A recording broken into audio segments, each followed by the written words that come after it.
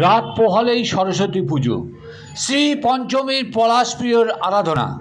শাস্ত্রমতে এদিন থেকেই ঋতু বসন্তের সূচনা। সরস্বতী পুজোর উপকরণের সেই ইঙ্গিত স্পষ্ট।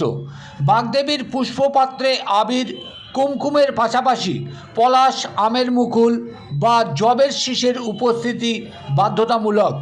বাগদেবীর আরাধনার আবশ্যক জবের শীষ কিংবা আমের মঞ্জুরি, পলাশ ফুল। আসলে বৈদিক যুগে সরস্বতীকে শস্যের দেবী হিসেবে পুজো করা হতো, তাই তার পুজোয় নির্দিষ্ট কিছু শস্য বা ফুলের ব্যবহারের রীতি সুপ্রাচীন কাল থেকে আজও চলে আসছে।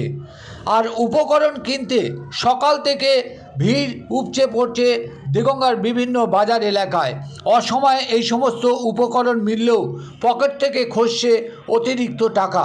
কি জানাচ্ছে ক্রেতা, কী বা জানাচ্ছে বিক্রেতা, সবই শুনুন, পাশাপাশি দেখুন সেই ছবি।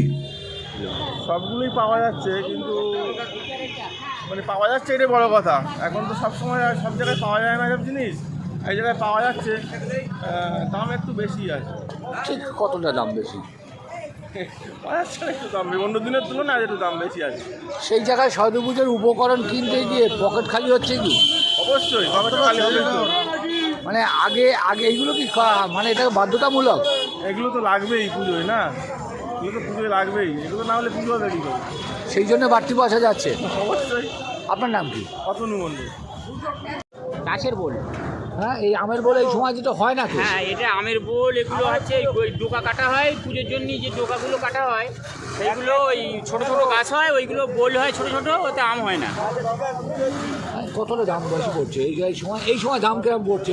এইগুলো 20 টাকা বান্ডেল নিয়েছে। মানে আপনারা যখন এই সব বিক্রি করছে গমের যে সেগুলো কত করছে? এগুলো 1 টাকা পিস, কলম 2 টাকা পিস। আপনার নাম কি? উত্তম সরকার।